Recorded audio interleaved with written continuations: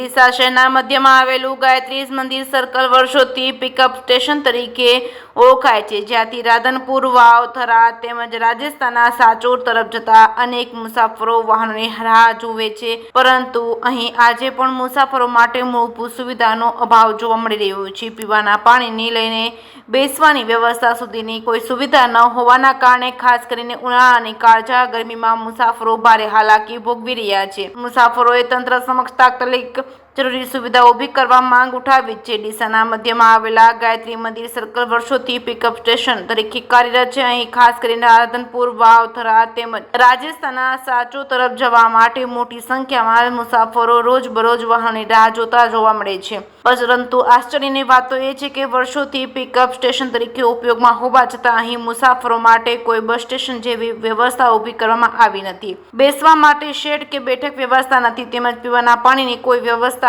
ઉપલબ્ધ નથી. હાલમાં પડેલી કાળઝાળ ગરમી વચ્ચે મુસાફરોને ખુલ્લા આકાશ નીચે કલાકો સુધી રાહ જોવી પડે છે, જેના કારણે તેમને ભારે મુશ્કેલીનો સામનો કરવો પડી રહ્યો છે. મુસાફરોની માંગ છે કે અહીં તાત્કાલિક ધોરણે બેસવાની વ્યવસ્થા, શેડ તેમજ પીવાના પાણીની સુવિધા ઉપલબ્ધ કરવામાં આવે, જેથી રાહ જોતા મુસાફરોને રાહત મળી શકે. હવે જોવાનું એ રહ્યું કે તંત્ર મુસાફરોની આ રજૂઆતને કેટલા સમયમાં ગંભીરતાથી લઈ યોગ્ય કાર્યવાહી કરે છે.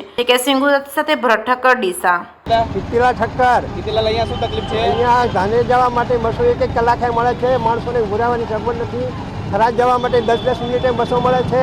રાધનપુર જવા માટે અડધો કલાકે બસો મળે છે. માણસો કલાકમાં કલાક ઊભા રહે છે, પણ કોઈ સાધન સગવડ નથી. અહીંયા માણસોને બેસવાની જગ્યા નથી. ગરમીમાં તાપમાં ટળવળે છે અને પાણીની પણ સગવડ નથી.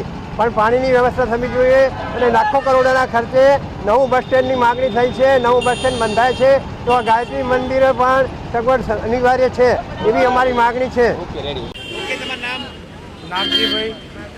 નાગજીભાઈ દોનાભાઈ, કરનાલ મોટી. શું સમસ્યા છે અહીંયા? હે, અહીંયા તકલીફ શું છે?